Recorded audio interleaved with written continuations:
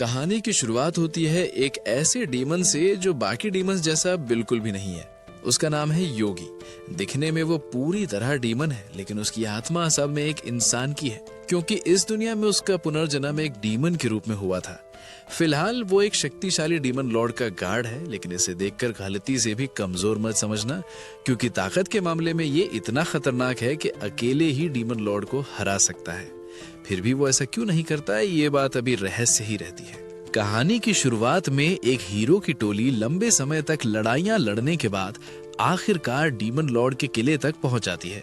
उन्हें पता चल चुका था कि उनका सबसे बड़ा दुश्मन यही है। इस ग्रुप में एक मेज भी है जिसका नाम मिकाना है। उसे पूरा भरोसा है कि उनका लीडर योगा इस टीम को जीत तक लेकर जा सकता है, इसलिए वो सबको इकट्ठा करके आखिरी लड़ाई के लिए तैयार करती है। मिकाना, दोस्तों, आज हमें इसे हमेशा के लिए खत्म करना होगा। जैसे ही ये शब्द गूंजते हैं, किले का विशाल दरवाजा धीरे धीरे खुलने लगता है। अंदर गहरा अंधेरा फैला हुआ है और उसी अंधेरे में लाल चमकती आंखें दिखाई देती हैं। उसी के साथ दर्द से भरी अजीब सी चीखें गूंजने लगती हैं। माहौल काफी डरावना हो चुका था, लेकिन योगा के चेहरे पर डर की एक झलक तक नहीं थी। वो अपने साथियों के साथ सीधे अंदर कदम रख देता है। किले के अंदर पहुंचते ही उनका सामना तुरंत डीमन लॉर्ड के एक बॉडीगार्ड से होता है, वही डीमन जिसका नाम है योगी। इतने सारे एडवेंचरर्स को सामने देखकर भी उसके चेहरे पर अजीब सा आत्मविश्वास बना रहता है। ओह, तो तुम लोग हो वो हीरोज। सच कहूं तो तुम सब तो नौसिखिए लग रहे हो। ये सुनते ही मिकाना गुस्से में अपना जादू चलाती है और उस पर एक शक्तिशाली स्पेल छोड़ देती है, लेकिन योगी बिना हिले डुले उस जादू को बड़ी आसानी से रोक देता है। अगले ही पल टीम का एक वॉरियर आगे बढ़ता है और अपने तलवार से जोरदार हमला करता है, मगर दुश्मन इतनी तेजी से हर वार से बच निकलता है कि तलवार उसे छू भी नहीं पाती। फिर अचानक वो पलटकर एक तेज किक मारता है और तलवारबाज सीधे पीछे जा गिरता है। स्थिति बिगड़ती देखकर टीम का एक साथी योगा पर सपोर्ट स्पेल डालता है, जिससे उसकी ताकत और बढ़ जाती है। अब ये खेल खत्म होगा, एक्सकैलिबर। लेकिन जैसे ही योगा अपना खतरनाक हमला करता है, उसी पल योगी जवाब में एक डार्क मैजिक इस्तेमाल करता है, इन्फिनिट डार्कनेस। ये जादू बेहद खतरनाक था। अंधेरे की वो ताकत योगा के हमले को निगल लेती है और सीधा हीरोज की तरफ जाकर फट पड़ती है। अगले ही पल एक जबरदस्त धमाका पूरे हॉल को हिला देता है। धुआं और मलबा चारों तरफ फैल जाता है। इस विस्फोट के बाद बुरी तरह घायल योगा धीरे धीरे अपनी आंखें बंद करता है। योगा के मन में शायद यही हमारा अंत है।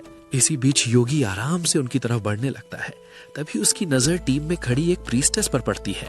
उसका नाम था सिसिलिया। उसकी खूबसूरती देखकर योगी कुछ पल के लिए पूरी तरह चुप हो जाता है, जैसे अचानक समय ही रुक गया हो। तभी चुपके से उसका एक सबऑर्डिनेट उसके पास आता है। कैप्टन, क्या हम इन दुश्मनों को खत्म कर दें? ये सुनते ही योगी अचानक होश में आता है। उसे याद आता है कि उसने अपने सबऑर्डिनेट को छिपकर रहने का आदेश दिया था। उधर घायल पड़े तीनों साथी नोटिस करते हैं कि उनका दुश्मन उस लड़की को अजीब तरह से देख रहा है। योगी, मैं तो बस सोच रहा था इन चारों के साथ क्या किया जाए। उसका सबऑर्डिनेट समझता है कि अब वो सबको मारने का आदेश देगा, लेकिन अगला आदेश सुनकर वो खुद हैरान रह जाता है। इन्हें पास के किसी गाँव में छोड़ाओ। क्या सच में? आदेश मानते हुए वो लोग हीरोज को वहां से ले जाते हैं और जब सिसिलिया भी बाहर ले जाई जाती है तो योगी कुछ पल के लिए अजीब सी उदासी महसूस करता है। 1 महीने बाद किले के अंदर डीमन लॉर्ड का एक खास आदमी दिखाई देता है। उसका नाम है लॉर्ड जैकले। वो योगी से बात कर रहा था। योगी, लॉर्ड जैकले, वो कचरे जैसे हीरो हमें 13 बार चुनौती दे चुके हैं। ये सुनते ही जैकले जोर से हंस पड़ता है। 13 बार हारने के बाद भी वापस आते हैं, सच में कितने बेवकूफ हैं। तभी डीमन लॉर्ड पूछता है कि योगी ने अब तक उन्हें मार क्यों नहीं दिया। इस पर योगी बड़ी सहजता से जवाब देता है, ऐसे कमजोर लोगों पर मेहनत करना बेकार है। डीमन लॉर्ड कहता है कि अगर ऐसा है तो ये काम उसके दूसरे सैनिकों को दे दिया जाएगा, लेकिन योगी जानता था कि अगर उसके साथी उन हीरोज से भिड़े तो शायद सिसिलिया को भी नुकसान हो सकता है, इसलिए वो खुद ही जिम्मेदारी लेने का फैसला करता है। थ्रोन रूम से बाहर निकलते हुए उसके मन में एक ही ख्याल चल रहा था। योगी के मन में, अगर मैंने उन्हें फिर छोड़ दिया तो उनकी जान सच में खतरे में पड़ सकती है। अगले दिन योगा और उसके साथी फिर एक नई योजना के साथ किले में पहुंचते हैं। इस बार योगा अपने साथी को पुकारता है, योगा, रेवन तैयार हो? रेवन, चलो इस बार इसे घेर लेते हैं। दोनों मिलकर योगी को कोने में फंसाने की कोशिश करते हैं, लेकिन अगला पल देखकर सब चौंक जाते हैं। योगी दोनों को एक साथ पकड़ता है और पूरी ताकत से दीवार पर दे मारता है। हालात बिगड़ती देखकर सिसिलिया तुरंत आगे बढ़ती है और अपने साथियों को हील करने लगती है। सिसिलिया, मिकाना, बस थोड़ी देर इसे रोके रखो। मिकाना अपनी सबसे शक्तिशाली स्पेल चला देती है, लेकिन अजीब बात यह थी कि योगी पर उसका कोई असर ही नहीं होता। वो बस खामोश खड़ा रहता है, जैसे इंतजार कर रहा हो कि सिसिलिया अपने दोस्तों को ठीक कर दे। जब योगा होश में आता है तो वो तुरंत सिसिलिया से बफ मांगता है। योगा, सिसिलिया मेरी ताकत बढ़ाओ। बफ मिलते ही वो फिर से अपना सबसे ताकतवर हमला करता है, एक्सकैलिबर। लेकिन एक और जोरदार धमाका होता है, लेकिन जब धुआं हटता है तो सबकी आंखें फैल जाती हैं। योगी वही खड़ा था और उसके शरीर पर एक खरोंच तक नहीं आई थी। योगी, तुम इंसान आखिर कब समझोगे? तुम मुझे हरा नहीं सकते। योगा, चाहे कुछ भी हो, हमें डीमन लॉर्ड तक पहुंचना ही होगा। ये सुनकर योगी एक अजीब सी शर्त रखता है, अगर तुम लोग सिसिलिया को यही किले में छोड़ दो तो मैं बाकी सबको जाने दूंगा। योगा तुरंत मना कर देता है, लेकिन मिकाना उसे समझाने की कोशिश करती है। मिकाना, हमें सच देखना होगा, एक प्रीस्टेस की जान बड़ी है या पूरी दुनिया? ये फैसला आसान नहीं था। योगा साफ तौर पर परेशान हो जाता है। तभी सिसिलिया खुद आगे बढ़ती है। मैं रुक जाऊंगी। उसके इस फैसले से सब चौंक जाते हैं। योगा, मैं वादा करता हूँ मैं तुम्हें लेने वापस आऊंगा। योगी चुपचाप रास्ता खोल देता है और तीनों हीरो वहां से आगे बढ़ जाते हैं। उनके जाने के बाद अचानक सिसिलिया मुड़ती है और उस पर हमला कर देती है। होली लेजर, चमकती रोशनी की एक तेज किरण योगी पर गिरती है, लेकिन वो डीमन उस हमले को आराम से सोख लेता है और फिर अचानक दोनों हाथ ऊपर उठा देता है। रुको, वो शांत आवाज में अपना नाम बताता है। सिसिलिया, तुम अपना नाम क्यों बता रही हो? योगी सीधी बात कह देता है, असल बात यह है, मैं तुम्हें पहली नजर में पसंद करने लगा था। सिसिलिया की आंखें हैरत से फैल जाती है। क्या तुम मेरे साथ एक डेट पर चलोगी? ये सुनते ही सिसिलिया पूरी तरह घबरा जाती है। मुझे माफ करना। ये जवाब सुनकर बेचारे योगी का दिल टूट जाता है। उस पल उसके चेहरे पर ऐसी निराशा थी जैसे उसने दुनिया की सबसे बड़ी हार देख ली हो। योगी धीरे से, काश ये सुनने से पहले मुझ पर बिजली ही गिर जाती है। सिसिलिया ये सब सुनकर घबरा जाती है। उसे लगता है कि शायद ये डीमन सिर्फ नाटक कर रहा है ताकि वो उस पर हमला न करे। लेकिन जब वो ध्यान से योगी की आंखों में देखती है तो उसे महसूस होता है कि इस बार वो सच में लड़ने के मूड में नहीं है। सिसिलिया, तुम कुछ कर क्यों नहीं रहे? योगी, अब करने को बचा ही क्या है, जीने की कोई वजह नहीं रही। योगी थकी हुई आवाज में आगे बोलता है कि उसका पूरा दिन इसी कमरे में बैठकर डीमन लॉर्ड की रखवाली करते हुए गुजरता है। उसे बाहर जाने की भी इजाजत नहीं मिलती, जैसे वो किसी सुनहरी कैद में बंद हो। हर दिन बस इसी कमरे में बैठकर पहरा देना पड़ता है, बाहर निकलने की भी परमिशन नहीं है। यह सुनकर सिसिलियन थोड़ा गुस्सा हो जाती है। तुम सब डीमन झूठे होते हो, तुम्हारा लॉर्ड तो इंसानों को खत्म करना चाहता है। योगी शांत स्वर में जवाब देता है, मैं दिखने में डीमन जरूर हूँ, लेकिन असल में मैं दूसरी दुनिया से रीइंकारनेट हुआ हूँ। वो समझाता है कि भले ही उसका शरीर एक डीमन का है, मगर उसके अंदर अभी भी एक इंसान की आत्मा बसती है। ये सुनकर सिसिलिया सच में हैरान हो जाती है। अगर तुम्हारे पास इतनी ताकत है तो फिर तुम उस डीमन लॉर्ड की गुलामी क्यों कर रहे हो? तुम तो उसे आसानी से हरा सकते हो। योगी थोड़ी देर चुप रहता है, फिर धीरे से वजह बताता है। अगर मैंने उसे मार दिया तो नियम के अनुसार मुझे अगला डीमन लॉर्ड बनना पड़ेगा, और मैं ये बिल्कुल नहीं चाहता। यही कारण था कि योगी हर दिन उस किले में कैद की तरह रहकर एक बेकार और गुमनाम जिंदगी जी रहा था। वो अपनी किस्मत से इतना परेशान हो चुका था कि कई बार अपनी जिंदगी खत्म करने का भी सोच चुका था। मैं सच कहूँ तो मैं अपनी जिंदगी खत्म करना चाहता था, लेकिन फिर उसकी मुलाकात सिसिलिया से हुई और सब कुछ बदल गया। तुमसे मिलने से पहले मेरी जिंदगी का कोई मतलब नहीं था। उसकी आवाज धीरे धीरे और भारी हो जाती है। लेकिन अब जब तुमने मुझे ठुकरा दिया तो मेरे पास जीने की कोई वजह भी नहीं बची। सिसिलिया उसे ध्यान से देखती है, फिर शांत होकर उसे समझाने लगती है, तुम्हें ऐसा नहीं सोचना चाहिए, तुम्हारे पास इस दुनिया का रुख बदलने की ताकत है। वो आगे कहती है कि अगर उसके अंदर सच में थोड़ी भी इंसानियत बाकी है तो उसे अपनी ताकत डीमंस के खिलाफ इस्तेमाल करनी चाहिए। इतना कहकर सिसिलिया अपना हाथ उसकी तरफ बढ़ाती है। मेरे साथ चलो और इस दुनिया के लिए लड़ो। कुछ समय बाद कहानी का सीन बदलता है। अब जगह है किंगडम ऑफ क्लैरिटी।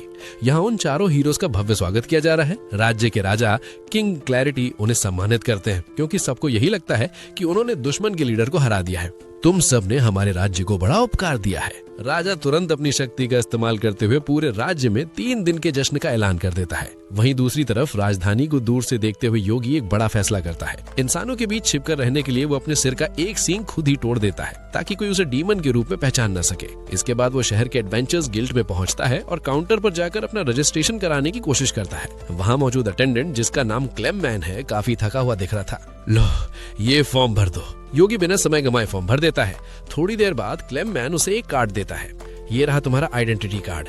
अभी तुम F रैंक पर हो, लेकिन मेहनत करोगे तो S रैंक तक पहुंच सकते हो। वो उसे ये भी चेतावनी देता है कि वो अपना कार्ड कभी ना खोए। आजकल जश्न की वजह से बाकी स्टाफ छुट्टी पर है, सब कुछ मुझे अकेले संभालना पड़ रहा है। बाद में एक कोने में बैठकर योगी अपनी जेब से ढेर सारे सिक्के निकालकर टेबल पर रख देता है। ये उसकी पहली कमाई थी और वो इसे देखकर काफी खुश था। शायद इंसानों की दुनिया में भी मैं एक ठीक ठाक जिंदगी जी सकता हूँ। लेकिन उसके दिल में एक और इच्छा थी। वो एक बार फिर सिसिलिया से मिलना चाहता था और इस बार उससे दोबारा अपने दिल की बात कहना चाहता था। कुछ समय बाद जब योगी दोबारा गिल्ड में आता है तो वो बाकी एडवेंचरर्स की ऐसे लड़के की चर्चा सुनता है जो बहुत तेजी से रैंक बढ़ा रहा है। वही लड़का असल में खुद योगी ही था। वो 5 अलग अलग मिशन पूरे करके क्लेममैन के पास इनाम लेने पहुंचता है। अरे भाई, तुम्हें सामने खड़ी इस खूबसूरत लड़की का काउंटर नहीं दिखता क्या? हर बार मेरे पास ही आ जाते हो। क्या करूं, अब तो मैं तुम्हारे काम करने के तरीके का आदी हो गया हूँ। लेकिन क्लेममैन को कुछ शक होने लगता है। सच बताओ, तुम असल में हो कौन? योगी थोड़ा घबरा जाता है। मैं बस एक आम एडवेंचरर हूँ। लेकिन क्लेममैन को ये बात हजम नहीं होती।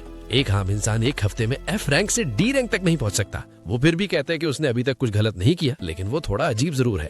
तभी वहाँ एक लड़की भेस बदल कर आती है ताकि कोई उसे पहचान न सके। वो काउंटर के पास आती है और योगी को अपने घर चलकर बात करने के लिए कहती है। वो लड़की और कोई नहीं, सिसिलिया थी। चलो मेरे घर चलकर बात करते हैं। योगी भले ऐसा मौका कैसे छोड़ सकता था। थोड़ी देर बाद दोनों एक कैरेज में बैठकर सिसिलिया की हवेली की तरफ निकल पड़ते हैं। हवेली के गेट पर एक गार्ड खड़ा होता है जिसे सब गार्ड कैप्टन कहते हैं। वो अक्सर सिसिलिया का इंतजार करता रहता था ताकि उसकी एक झलक देख सके। लेकिन जैसे ही वो कैरेज में किसी लड़के को उसके साथ देखता है, वो गुस्से में उनके पास आ जाता है। अबे तू यहाँ क्या कर रहा है? तभी सिसिलिया तुरंत बाहर आती है और उसे डांट देती है। अपनी हद में रहो। दूसरा गार्ड तुरंत उसे वहां से हटाकर ले जाता है। हवेली के अंदर सिसिलिया योगी से माफी मांगती है। मुझे तुम्हें ढूंढने में थोड़ी देर हो गई। कोई बात नहीं, मैं एडवेंचरर की जिंदगी में काफी मजे कर रहा था। फिर वो हैरानी से पूछता है कि उसने उसे ढूंढा कैसे? शहर में हर कोई उस लड़के की बात कर रहा है जिसने पलक झपकती ही अपनी रैंक बढ़ा ली। इसके बाद वो एक गंभीर बात बताती है। डीमन लॉर्ड की मौत के बाद पूरी दुनिया में हालात बिगड़ने लगे थे। अलग अलग देश अब ज्यादा ताकत और संसाधनों पर कब्जा करने की कोशिश कर रहे थे। अब बड़े बड़े लोग ताकतवर एडवेंचरर्स को अपनी तरफ करने की कोशिश कर रहे हैं। यहाँ तक कि एक अमीर आदमी ने हीरो योगा को अपनी पत्नी का हाथ देने की पेशकश कर दी ताकि वो उसे अपनी सेना में इस्तेमाल कर सके। सिसिलिया को डर था कि अगर योगी इसी रफ्तार से रैंक बढ़ाता रहा तो जल्द ही बड़े देशों की नजर उस पर भी पड़ जाएगी। लोग तुम्हें एक इंसानी न्यूक की तरह देखने लगेंगे और ये बहुत खतरनाक है। ठीक है, अब से मैं थोड़ा संभल कर रहूंगा। तभी कमरे में सिसिलिया की माँ की एंट्री होती है। उनका नाम मैडम सीलिया था। सिसिलिया, मुझे तुमसे बात करनी है। वो बताती है कि सिसिलिया के लिए शादी के बहुत सारे प्रस्ताव आ रहे हैं। यहाँ तक कि हीरो योगा ने भी शादी का प्रस्ताव भेजा है। ये सुनते ही योगी का गुस्सा फूट पड़ता है। वो लड़का, वो तुम्हारे लायक नहीं है। माहौल थोड़ा अजीब हो जाता है, लेकिन सिसिलिया तुरंत उसे रोक देती है। शांत हो जाओ, मैंने उन सभी प्रस्तावों को पहले ही ठुकरा दिया है। ये सुनकर योगी का गुस्सा थोड़ा ठंडा पड़ जाता है।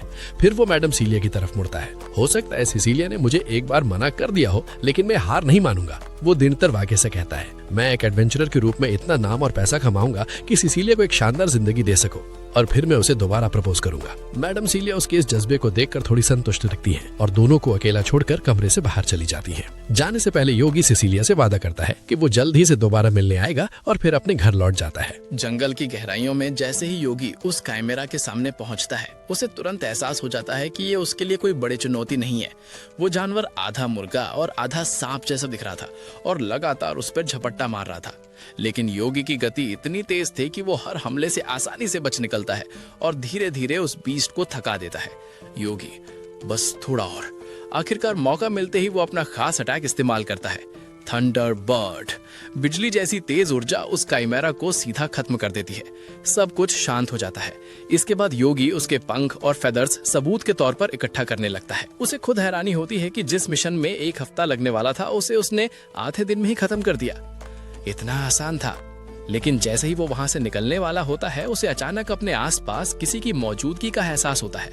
अगले ही पल झाड़ियों से एक नाइट निकलता है और सीधे उसकी गर्दन पर वार करने की कोशिश करता है, लेकिन योगी फुर्ती से पीछे हट जाता है। तभी ऊपर से एक बर्ड पर्सन उसकी आंखों पर हमला करता है, मगर योगी तुरंत एक मैजिक बैरियर बनाकर उसे पीछे धकेल देता है। इससे पहले कि वो समझ पाता कि ये सब कौन है, एक छोटी सी फेरी उस पर हमला करती है, लेकिन उसे देखते ही योगी उसे पहचान लेता है। रुको शेक, मैं हूँ। आखिरी पल में वो रुक जाती है और अपने कैप्टन की आवाज पहचान कर हैरान रह जाती है। कैप्टन। तभी बाकी लोग भी अपनी छिपने की जगह से बाहर आते हैं। उनमें एक बर्ड पर्सन है जिसका नाम है हैप्पीनेस और एक नाइट जिसका नाम ड्यूक है। हमें लगा आपको ये आम एडवेंचरर हैं जो डीमंस को मारने आए हैं। हैप्पीनेस और ड्यूक दोनों दंग रह जाते हैं। उन्हें तो लगा था कि डीमन लॉर्ड के गिरने के साथ ही उनका कैप्टन भी मारा गया होगा। अपने कैप्टन को जिंदा देखकर तीनों खुश होते हैं, लेकिन ड्यूक का गुस्सा तुरंत बाहर आ जाता है। कैप्टन, आप हमें उस तबाही में छोड़कर कहाँ चले गए थे? हमने आपको हर जगह ढूंढा। तभी ड्यूक की नजर योगी के रूप पर जाती है। उसके सर पर अब कोई सींग नहीं था और ना ही पीठ पर पंख। वो पूरी तरह इंसान जैसा दिख रहा था। ये क्या हाल बना लिया है आपने, इंसानों जैसे कपड़े। योगी उसे शांत रहने को कहता है और फिर सबको अपनी पूरी कहानी बताता है। कैसे उसे एक इंसानी प्रीस्टर से प्यार हो गया, कैसे उसे रिजेक्शन मिला और अब वो क्यों इंसानों की तरह जीना चाहता है। ये सब सुनकर उसके साथी हैरान रह जाते हैं। उन्हें यकीन ही नहीं होता कि इतना ताकतवर डीमन जनरल अब एक आम इंसान की जिंदगी जीना चाहता है। ये रास्ता मैंने खुद चुना है और तुम लोग भी आजाद हो अपनी मर्जी की जिंदगी जीने के लिए। लेकिन उसके तीनों साथी उसे छोड़ने के लिए तैयार ही नहीं होते। कैप्टन, हमने तय कर लिया है, हम आपके साथ ही रहेंगे। हमें उस लड़की से भी मिलना है जिसने आपका दिल जीता है। योगी उन्हें समझाने की कोशिश करता है कि इंसानी दुनिया उन्हें आसानी से स्वीकार नहीं करेगी। आखिरकार वे डीमंस है, इतना आसान नहीं है। लेकिन तीनों अपनी जिद पर अड़े रहते हैं। उनका मानना था कि अगर उनका कैप्टन बदल सकता है तो वे भी बदल सकते हैं। आखिरकार योगी मान जाता है और उन्हें लेकर सिसिलिया से मिलने पहुंचता है। लेकिन जैसे ही सिसिलिया उन्हें देखती है वो हैरान तो होती है, मगर खुशी से नहीं, गुस्से से। उसे पता चलता है कि योगी ने हैप्पीनेस को इंसान जैसा दिखाने के लिए उसके पंख तक नोच दिए हैं। योगी, तुम्हें थोड़ा भी दिमाग नहीं है क्या? उसका गुस्सा साफ दिख रहा था। तुम इंसान बनाना चाहते थे, पर क्या तुम्हें अंदाजा है कि पंख नोचना कितना दर्दनाक होता है? वो उसे बुरी तरह डांटती है। ये देखकर योगी का कॉन्फिडेंस थोड़ा हिल जाता है। लेकिन तभी हैप्पीनेस धीरे से आगे बढ़ती है और सिसिलिया को गले लगा लेती है। आप बहुत अच्छी हैं। ये देखकर ड्यूक और शक भी सिसिलिया की दयालुता से प्रभावित हो जाते हैं और उसके लिए तालियां बजाने लगते हैं। इसके बाद सभी हवेली के अंदर जाते हैं और चाय के साथ बातचीत शुरू होती है। ड्यूक समझाता है कि वो एक हेडलेस नाइट है, हैप्पीनेस एक बर्ड पर्सन है और शक एक पिक्सी है, यानी वे शुद्ध डीमंस नहीं बल्कि ह्यूमनॉइड क्रीचर्स है।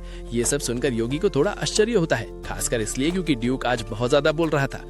आज तुम काफी बोल रहे हो। पहले इसलिए नहीं बोलता था क्योंकि आप हमसे बात ही नहीं करते थे। सच ये था कि जब योगी पहली बार कैप्टन बना था तब वो बहुत चुपचाप रहने वाला इंसान था, जो अपने साथियों से बात तक नहीं करता था। यहाँ तक कि उसने अपने सुपीरियर जैकले के आदेशों को भी नजरअंदाज कर दिया था, जिस वजह से जैकले उसे बेकार समझता था। उसी दिन ड्यूक ने तय किया था कि वो इस नए कैप्टन को ताकत से सबक सिखाएगा। लेकिन जब योगी ने लड़ाई की तो उसे करारी हार का सामना करना पड़ा। उस दिन के बाद से ड्यूक के दिल में योगी के लिए एक अलग ही सम्मान पैदा हो गया। ये सब देखकर सिसिलिया मुस्कुरा देती है। उसे उनका ये रिश्ता अच्छा लग रहा था। तभी योगी को एहसास होता है कि हैप्पीनेस और शेक की आवाजें अचानक बंद हो गई है और वो थोड़ा चिंतित हो जाता है। वो दोनों कहाँ गए? उसे डर था कि अगर ये बात फैल गई कि सिसिलिया ने डीमंस को अपने घर में पनाह दी है तो बहुत बड़ी मुसीबत खड़ी हो सकती है। वो तुरंत ढूंढने निकलता है और देखता है कि शेक, जो एक छोटा सा पिक्सी है, सिसिलिया की माँ की गोद में आराम से सो रहा है। मैडम सिसिलिया बताती हैं कि वो बगीचे में काफी देर तक खेलता रहा और अब थक कर सो गया है। माफ कीजिएगा, ये मेरा दोस्त है, इसे नहीं पता बड़ों के साथ कैसे पेश आते हैं। कोई बात नहीं, मुझे बच्चे बहुत पसंद हैं। वो बिल्कुल शांत थी, जैसे उन्हें इसमें कोई परेशानी ही ना हो। योगी पर पूछता है कि वो दूसरी लड़की कहाँ गई जो अभी उनके साथ थी। मैडम बताती हैं कि उनकी एक मेड जिसका नाम सोफिया है उसे अंदर ले गई है। अरे उसे सोफिया ले गई थी। ये सुनते ही सब तेजी से अंदर भागते हैं क्योंकि उन्हें डर था कि कहीं हैप्पीनेस कुछ गड़बड़ न कर दे। लेकिन अंदर का नजारा देखकर सब रुक जाते हैं। हैप्पीनेस वहाँ एक मेड की यूनिफॉर्म पहने पूरी तरह शांत और सुलझी हुई खड़ी थी। मिस सिसिलिया, मिलिए, ये तुम्हारी नई रिक्रूट है, हैप्पीनेस। सिसिलिया तुरंत बात साफ करती है, ये मेरी नौकरानी नहीं है, ये योगी की दोस्त है। सोफिया तुरंत माफी मांगती है क्योंकि आज एक नई मेड आने वाली थी और उसे लगा कि वही है। योगी हैप्पीनेस ही कपड़े बदलने के लिए कहता है, लेकिन वो मना कर देती है। मुझे ये काम पसंद है, मैं यही रहना चाहती हूँ। वो सोफिया से उसी काम को करने की इजाजत मांगती है और सोफिया मुस्कुराते हुए उसे क्वार्टर्स दिखाने ले जाती है। धीरे धीरे शाम हो जाती है और हवेली में एक अजीब सी शांति फैल जाती है। लेकिन योगी के मन में कहीं ना कहीं ये चिंता बनी रहती है कि ये सुकून ज्यादा समय तक नहीं रहने वाला है। हैप्पीनेस को वहीं छोड़कर बाकी लोग निकलने की तैयारी करते हैं। शेख अपनी आंखें मलते हुए थोड़ा सुस्त सा महसूस कर रहा होता है। यार, हैप्पीनेस कितनी लकी है ना, अब इतने बड़े महल में रहेगी। सिसिलिया मुस्कुराकर उन्हें कहती कि वे जब चाहें उससे मिलने आ सकते हैं। तभी मैडम सिसिलिया योगी को एक तरफ ले जाती हैं। सिसिलिया पिछले कुछ दिनों से बहुत बिजी है, उसे आराम करने का मौका नहीं मिला। वह चाहती थी कि सिसिलिया अगले दिन छुट्टी ले और योगी उसे बाहर घुमाने ले जाए। कल उसे बाहर ले जाओ, उसे थोड़ा वक्त चाहिए। अगले दिन सुबह शहर के बीचों बीच योगी उत्सुकता से सिसिलिया का इंतजार कर रहा होता है। तभी एक खूबसूरत वैगन वहां आकर रुकती है जिसे 2 ग्रिफिन खींच रहे थे। सिसिलिया उसमें से उतरती है, लेकिन इस बार उसका रूप पूरी तरह बदला हुआ था। उसने एक आम लगे के कपड़े और मोटा चश्मा पहन रखा था ताकि कोई उसे पहचान ना सके। उसे देखते ही योगी कुछ पल के लिए खो जाता है। तुम इस वेश में भी बहुत प्यारी लग रही हो। सिसिलिया हल्का सा मुस्कुराती है और दोनों हाथ पकड़कर शहर की सैर पे निकल पड़ते हैं। आज सिसिलिया हर छोटी छोटी चीज देखकर खुश हो रही थी, जैसे वह पहली बार इस दुनिया को देख रही हो।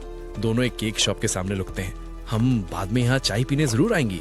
इसके बाद वे कई जगहों पर घूमते हैं, रास्ते में बिल्ली के बच्चों के साथ खेलते हैं और नई नई ड्रेसेस भी ट्राई करते हैं। योगी ने सोचा था कि वह सिसिलिया को एक गिफ्ट देगा इस दिन को यादगार बनाने के लिए। मैं तुम्हारे लिए कुछ खास लेना चाहता हूँ, लेकिन तभी किस्मत करवट लेती है और वहाँ उन्हें हीरो योगा और मिकाना मिल जाते हैं, जो खुद भी भेष बदलकर बाहर निकले थे। योगा सीधे सिसिलिया के पास जाता है और योगी को पूरी तरह नजरअंदाज करते हुए उससे बात करने लगता है। अरे सिसिलिया, क्या कोइंसिडेंस है, तुम हमारे साथ ज्वाइन क्यों नहीं कर लेती? ये देखकर योगी को बिल्कुल अच्छा नहीं लगता, लेकिन सिसिलिया बहुत ही शालीनता से जवाब देती है, मैं आज अपने एक दोस्त के साथ आई हूँ। तभी योगा की नजर पहली बार योगी पर पड़ती है, लेकिन उसे कोई खास फर्क नहीं पड़ता। तुम भी साथ चल सकते हो।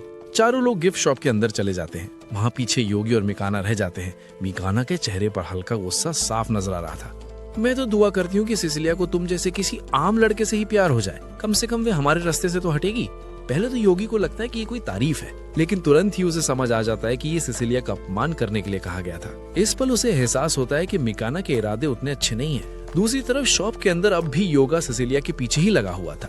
योगी सोचता है कि जब एक बार सिसिलिया ने शादी का प्रस्ताव ठुकरा दिया है तो एक सभ्य इंसान दोबारा ऐसा नहीं करता, लेकिन योगा तो मानने को तैयार ही नहीं था। योगी भी हार नहीं मानता और एक खूबसूरत नेकलेस उठाकर सिसिलिया की तरफ बढ़ता है। देखो, क्या ये तुम्हारे ऊपर अच्छा लगेगा? सिसिलिया हल्का सा शर्मा जाती है और उसे वो बहुत पसंद आता है, लेकिन तभी बीच में योगा आ जाता है और एक बड़ा सा महंगा गहना दिखाने लगता है। ये देखो, ये यहाँ की सबसे महंगी चीज है। इस धक्का मुक्की में सिसिलिया का चश्मा नीचे गिर जाता है और भीड़ उसे पहचान लेती है। अचानक लोग चिल्लाने लगते हैं, ये तो प्रीस्टेस सिसिलिया है और ये हीरो योगा। देखते ही देखते भीड़ उन्हें चारों तरफ से घेर लेती है और इस अफरा तफरी में योगी पीछे छूट जाता है। वह भीड़ को चीरते हुए सिसिलिया को ढूंढने निकलता है, लेकिन तभी उसका सामना एक लंबे स्वॉर्ड्समैन से होता है जिसका नाम रेवन है। रेवन खुद भी लड़कियों की भीड़ से घिरा हुआ परेशान नजर आ रहा था। योगी उसकी मदद करने का फैसला करता है। वह लड़कियों का ध्यान भटकाता है और रेवन का हाथ पकड़कर उसे गली में ले जाता है। जब दोनों रुकते हैं तो रेवन कुछ बोलता है और योगी चौंक जाता है। क्या तुम मेरे दोस्त बनोगे? उसकी आवाज बहुत हल्की और लगभग लड़की जैसी थी। योगी थोड़ा हैरान होता है, फिर मुस्कुरा देता है, हाँ क्यों नहीं। इसके बाद वह तुरंत फिर से सिसिलिया को ढूंढने निकल पड़ता है। जल्दी उसे सिसिलिया मिल जाती है, जो अब भी भेस में एक छोटे बच्चे के पास खड़ी थी। वह बच्चा अपनी माँ से बिछड़ गया था। सिसिलिया उसे अकेला छोड़ने को तैयार नहीं थी। हमें इसकी माँ को ढूंढना होगा। योगी को चिंता हो रही थी कि इतनी भीड़ उसके लिए सुरक्षित नहीं है। तुम्हें घर लौट जाना चाहिए, ये जगह ठीक नहीं है। लेकिन सिसिलिया अपने फैसले पर अड़िग रहती है। मैं एक प्रीस्टेस हूँ, मैं इसे ऐसे नहीं छोड़ सकती। आखिरकार काफी मेहनत के बाद दोनों मिलकर उस बच्चे को उसकी माँ से मिलवा देते हैं और उसी के साथ ये पल थोड़ा सुकून भरा हो जाता है। लेकिन दिन अभी खत्म नहीं हुआ था। अगले दिन सुबह योगी सीधा सिसिलिया से मिलने उसकी हवेली पहुंचता है, लेकिन वहां उसका सामना होता है मैडम सिलिया से।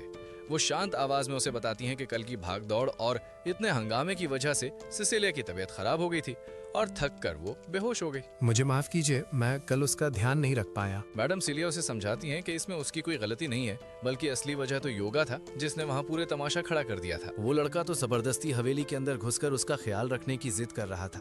अगर सोफिया उसे बाहर ना निकालती तो और भी प्रॉब्लम हो जाती। योगी के लिए सबसे सरप्राइजिंग बात ये होती है कि मैडम सिलिया उसे सिसिलिया के रूम में जाने की परमिशन दे देती हैं। वो धीरे से अंदर जाता है और देखता है कि सिसिलिया बेड पर आराम कर रही है। दोनों एक पल के लिए कल की बातें याद करके हल्का सा मुस्कुरा देते हैं। एटमॉस्फेयर थोड़ा सॉफ्ट हो जाता है। जब मैं थोड़ा बेटर फील करूंगी, क्या हम फिर से बाहर चलेंगे? ये सुनते ही योगी का चेहरा एकदम चमक उठता है। उसकी खुशी कंट्रोल के बाहर हो जाती है। वो एक्साइटमेंट में अजीब अजीब हरकतें करने लगता है। सच में? मतलब तुम सीरियसली कह रही हो? उसकी ये चाइल्डिश एक्साइटमेंट देखकर सिसिलिया जोर से हंस पड़ती है, लेकिन हंसी के साथ ही उसे खांसी आ जाती है। सिचुएशन एकदम से सीरियस हो जाती है। तभी सोफिया गुस्से में रूम में आती है और बिना कुछ सोचे योगी को बाहर निकाल देती है। बस तुम अभी के अभी बाहर जाओ। वापस लौटते वक्त रास्ते में योगी की मुलाकात होती है रेवन से। रेवन का चेहरा उदास और परेशान लग रहा होता है, जैसे वो किसी टेंशन में हो। एक लड़की है जो हमेशा मुझसे अच्छे से बात करती है, पर मैं अपनी फीलिंग्स कैसे बताऊं मेरी ये आवाज के साथ। योगी उसे हिम्मत देता है बिना ज्यादा सोचे। डरने की कोई बात नहीं, सीधा जाओ और अपने दिल की बात कह दो। लेकिन अगले ही पल योगी के होश उड़ जाते हैं जब रेवन उसका शुक्रिया अदा करके सीधा सिसिलिया के घर की तरफ बढ़ने लगता है। यहाँ योगी को रियलाइज होता है कि उसने गलती से अपने ही राइवल को कॉन्फिडेंस दे दिया है। उसका दिमाग तुरंत उल्टी सीधे ख्यालों से भर जाता है। उसके दिमाग में एक फिल्मी सीन चलने लगता है जहाँ सिसिलिया किसी फाइट में कमजोर पड़ रही है और रेवन हीरो बनकर उसे अपनी बाहों में संभाल लेता है। नहीं, ये सब क्या सोचा हूँ मैं। ये सब सोच सोच कर वो अंदर ही अंदर परेशान होने लगता है। लेकिन तभी रेवन वापस आता है और उसका हाल देखकर लगता है कि उसका प्रपोजल फेल हो गया है। क्या हुआ? इतने उदास क्यों हो? तुम्हारी बात मानी, फिर भी मैं हार गया। रेवन वहाँ से चला जाता है, लेकिन अब यूकी के अंदर क्यूरियोसिटी बढ़ चुकी होती है। वो जानना चाहता है कि आखिर सिसिलिया ने ऐसा क्या कहा जो रेवन इतना टूट गया। योगी वापस हवेली पहुंचता है, लेकिन गेट पर सोफिया पहले से ही खड़ी होती है। अब क्या चाहिए? कुछ भूल गए हो क्या? मैं बस ये देखने आया था कि सिसिलिया अब कैसी है। बातों बातों में योकी रेवन के बारे में पूछ लेता है। सोफिया कैजुअली बताती है कि रेवन यहाँ हैप्पीनेस से मिलने आया था। ये सुनकर योकी एक पल के लिए कंफ्यूज हो जाता है। उसे यकीन नहीं होता कि रेवन किसी और के लिए आया था। अपनी क्यूरियोसिटी को कंट्रोल ना कर पाते हुए योकी सीधा गार्डन में चला जाता है जहाँ हैप्पीनेस काम कर रही होती है। क्या तुमसे मिलने एक लंबा सा लड़का लाल बालों वाला आया था? हाँ, आया तो था। फिर उसने क्या कहा और तुमने क्या जवाब दिया? हैप्पीनेस सीधे साधे अंदाज में जवाब देती है। मैंने बस मना कर दिया, मैं उसके साथ नहीं जा सकती। ये सुनकर रेवन के लिए बुरा लगता है। उसे लगता है बात वहीं खत्म हो गई, लेकिन हैप्पीनेस कहती है कि बात इतनी सिंपल नहीं है। जब योकी डिटेल में पूछने की कोशिश करता है तो वो बिना कुछ कहे वापस अपने काम में लग जाती है। योकी डिसाइड करता है कि वो कल दोबारा उससे बात करेगा। रात को वो इस बात को डिस्कस करने के लिए शेक और ड्यूक को कॉल करता है। ये रेवन कौन है? वही जो उस रात हीरो पार्टी में मुझसे बार बार हार रहा था। ड्यूक थोड़ा सीरियस हो जाता है। तुमने एक इंसान को हैप्पीनेस के इतना पास कैसे आने दिया जब तुम कहते हो कि तुम उसे पसंद करते हो? मुझे पता ही नहीं था कि वो उसमें इंटरेस्टेड है। ड्यूक बताता है कि हैप्पीनेस की रेस बहुत रेयर और खूबसूरत होती है, इसलिए लोग अक्सर उन्हें पकड़ना या उन्हें यूज करने की कोशिश करते हैं। मैंने खुद उसे कुछ इंसानों से बचाया था, तभी वो डीमन लॉर्ड की आर्मी का हिस्सा बनी। लेकिन शिक का मानना अलग होता है। अगर वो इंसानों से नफरत करती है तो सिसिलिया के घर में काम करने का भी नहीं आती। योकी भी इस बात से एग्री करता है और कहता है कि रेवन बुरा इंसान नहीं है। शायद हैप्पीनेस ने भी ये फील किया हो। अगले दिन योकी गिल्ड जाता है नए मिशंस लेने के लिए, लेकिन वहाँ उसे पता चलता है कि क्रेमेन आज वहाँ नहीं है। मजबूरी में वो एक दूसरी रिसेप्शनिस्ट के पास जाता है जो उसे पहचान लेती है। क्या आप वही हैं जो हमेशा वाइस गिल्ड मास्टर से बात करते हैं? योकी कंफ्यूज हो जाता है, लेकिन जब वो क्लियर करती है तो उसे शॉक लगता है कि वो सिंपल सा आदमी ही एक्चुअली वाइस गिल्ड मास्टर है। क्रेवन कहा है कि रिसेप्शनिस्ट से पास बुलाकर धीरे से बताती है वो हॉस्पिटल में है। ये सुनकर योकी तुरंत हॉस्पिटल की तरफ भागता है और वहाँ क्रेवन को पूरी तरह बैंडेज में देखकर हैरान रह जाता है। ये किसने किया तुम्हारे साथ? मेरी वाइफ ने। ये सुनकर योकी एकदम शॉक हो जाता है, लेकिन क्रेवन पूरी कहानी बताता है। कल उनकी एनिवर्सरी थी और वो गिफ्ट डिसाइड नहीं कर पाया। जब वो रात को खाली हाथ घर गया तो उसकी वाइफ को लगा कि वो भूल गया। गुस्से में उसने क्रेवन की ये हालत कर दी। तुम्हारी वाइफ काफी स्ट्रॉन्ग लगती है। वो भी एक टाइम पर एस रैंक्ड एडवेंचरर थी। लोग हमें इनविंसिबल कपल कहते थे। योकी को ये बात ज्यादा इंप्रेसिव नहीं लगती।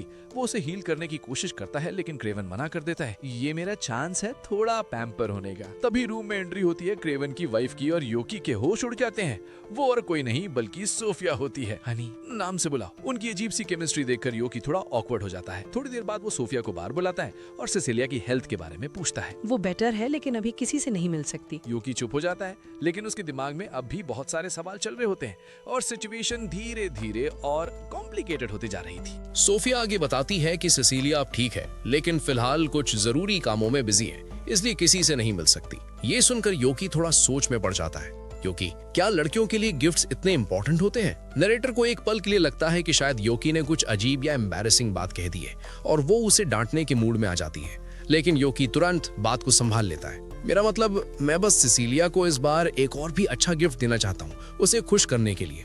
नरेटर, सोफिया का एक्सप्रेशन थोड़ा सॉफ्ट हो जाता है। सबसे इम्पोर्टेंट तुम्हारी फीलिंग्स होती हैं, गिफ्ट सिर्फ एक मीडियम है। Best of luck. वहां से निकलते वक्त योगी खुद के ख्यालों में खो जाता है। वो इमेजिन करता है कि अगर उसकी सिसिलिया से शादी हो जाए तो कैसा होगा, लेकिन उसकी इमेजिनेशन वहीं तक सीमित रहती है जो उसने अपनी पिछली जिंदगी में देखा था, सिंपल और सीधा।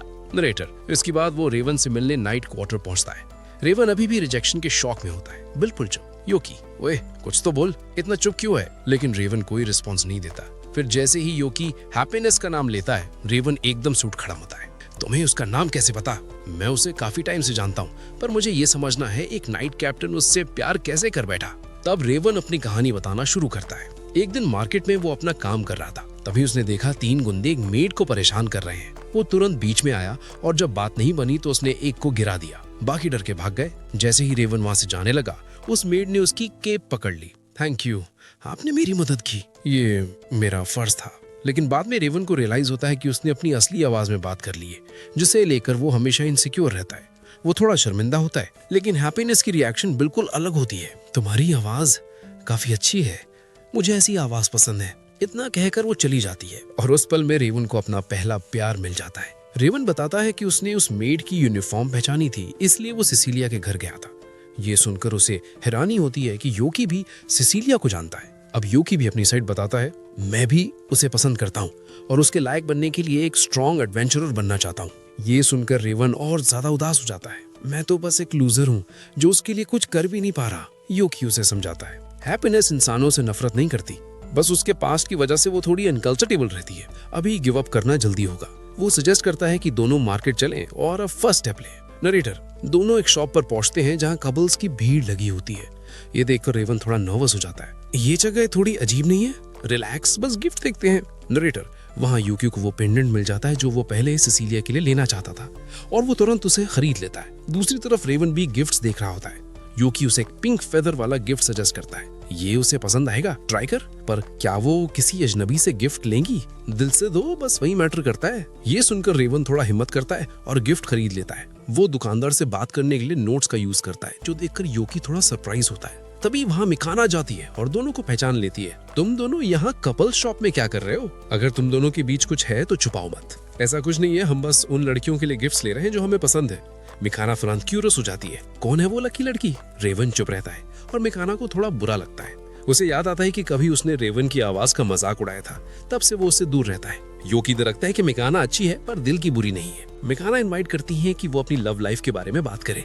यूकी मना करता है, लेकिन रेवन जानता है कि मिकाना इजीली नहीं मानेगी, इसलिए तीनों एक खाली रेस्टोरेंट में बैठते हैं। यूकी और रेवन बस चुपचाप खाने लगते हैं ताकि बात न करनी पड़े, लेकिन मिकाना उनकी ट्रिक समझ जाती है। अगर तुम लोग बात नहीं करोगे तो मैं भी सिसिलिया के बारे में कुछ नहीं बताऊंगी। सिसिलिया का नाम सुनते हुए यूकी तुरंत मान जाता है। ठीक है, पूछो। मिकाना पहला सवाल करती है। तुम दोनों के बीच कितनी प्रोग्रेस हुई है? अभी हम बस फ्रेंड्स हैं और उससे अभी भी बहुत प्रपोजल्स मिल रहे हैं। वो बताता है कि सिसिलियन ने सबको रिजेक्ट कर दिया, इंक्लूडिंग हीरो यूगा। मिकाना थोड़ा इरिटेट होती है। वो यूगा बिल्कुल तमीज नहीं है, हमेशा उसे डिस्टर्ब करता रहता है, कभी भी उसके रूम में घुस जाता है। वो ये भी बताती है कि यूगा एक प्ले बॉय जैसा है, जिसकी वजह से उनका सफर भी डिले होता रहता था। फिर मिकाना यूकी को वार्न करती है, सिसिलिया को कभी गुस्सा मत दिलाना। अब वो रेवन की तरफ मुड़ती है, लेकिन यूकी तुरंत उसका सपोर्ट करता है। उससे कुछ मत कहना। मिकाना थोड़ा हर्ट हो जाती है। मैं विलेन नहीं हूँ, मैं बस हेल्प करना चाहती हूँ।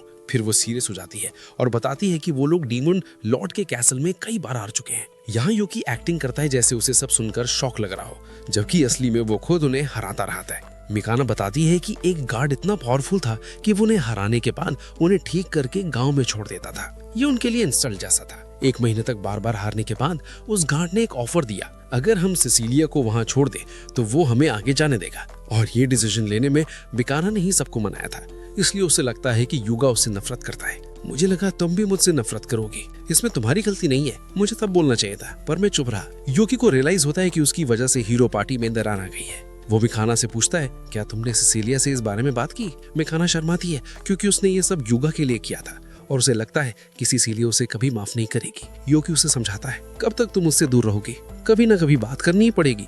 मिकाना को बात समझ आती है और वो डिसाइड करती है कि वो सिसिलिया से माफी मांगेगी। उसके जाने के बाद रेवन भी नई कॉन्फिडेंस के साथ एप्पल उससे मिलने निकल पड़ता है। यूकी के साथ वो मैंशन पहुंचता है जहां ड्यूक पहले से ही खड़ा होता है। तुम फिर आ गए, एक बार रिजेक्ट होने के बाद भी पीछा नहीं छोड़ा। यूकी तुरंत रेवन का सपोर्ट करता है, वो बस बात करना चाहता है। ड्यूक पूछता है, क्या कहने आए हो? मैं बस उससे एक बार बात करना चाहता हूँ। ड्यूक उसे एडवाइस देता है, लड़कियों से बात करते वक्त उन्हें प्रोटेक्ट करने और खुश रखने की बात करो, लेकिन रेवन किसी की कॉपी करने से मना कर देता है और ये देखकर ड्यूक थोड़ा इंप्रेस हो जाता है। वो रेवन को आगे बढ़ने देता है। रेवन हैप्पीनेस को एक शांत जगह ले जाता है और डर डर कर गिफ्ट देता है। क्या हम दोस्त बन सकते हैं? हैप्पीनेस गिफ्ट देखकर मुस्कुरा देती है और हाँ कर देती है। ठीक है, हम दोस्त बन सकते हैं। भले ही उसके दिल में अभी कुछ और ना हो, लेकिन एक नई शुरुआत थी और यहीं से कहानी एक नए मोड़ की तरफ बढ़ने लगती है।